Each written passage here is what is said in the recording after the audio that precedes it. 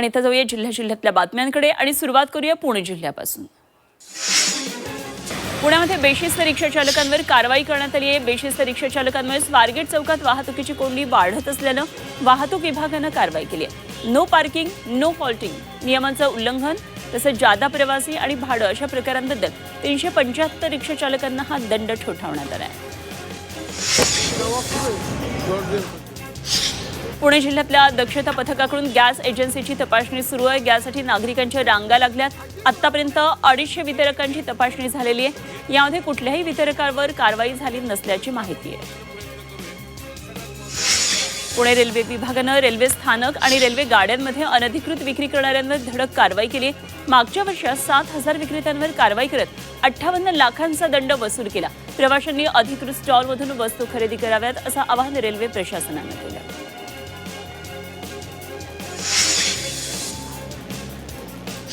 पुढे बातमी पाहूया नाशिक जिल्ह्यातून। नाशिकमध्ये म्हाडा घरकुल योजनेतल्या फसवणूक प्रकरणामध्ये पोलीस ॲक्शन मोडवर आले। सरकारवाडा पोलीस ठाण्यामध्ये रात्री उशिरापर्यंत कागदपत्रांची छाननी करण्यात आली। संशयित विकासक भागीदार आणि कुटुंबियांची कसून चौकशी सुरू आहे। अन्न आणि औषध विभाग अधिकाऱ्यांच्या निलंबनावरून अधिकारी संघटना आक्रमक झाली आहे। अधिकारी संघटनेनं काम 23 मार्चपासून राज्यभर काम बंद आंदोलनाचा इशारा दिलाय। निलंबित अधिकाऱ्यांना आता पुन्हा सेवेत घ्या अन्यथा तीव्र आंदोलनाचा इशारा देण्यात आला। नाशिकच्या दिंडोरीतील निगडोळमध्ये चोरट्यांनी शेतातून तब्बल 29 क्विंटल द्राक्षांची चोरी केली। अज्ञात चोरट्यांनी रात्रीच्या वेळी द्राक्षांसह बागेचं कंपाऊंड सुद्धा उचलून दिले। शेतकऱ्यांचं मोठ्या प्रमाणात त्यामुळे नुकसान झाले।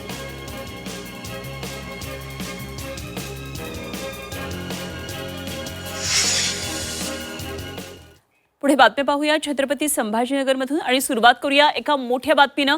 छत्रपती संभाजीनगरमधून एक महत्त्वाची बातमी। आर्थिक व्यवहार वादातून प्राध्यापकाची हत्या करण्यात आली आहे आणि या हत्येनंतर प्राध्यापकाला खड्ड्यात पुरण्यात आलं।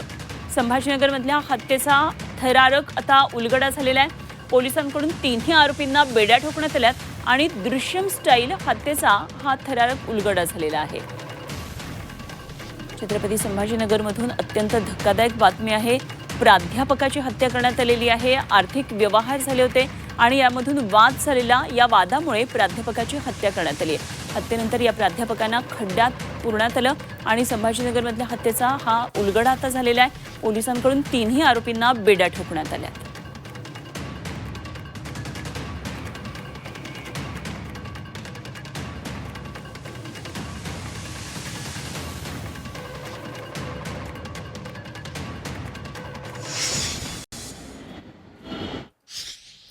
छत्रपती संभाजीनगरमध्ये शहराचं कमाल तापमान आता 47°C स्थिर आहे।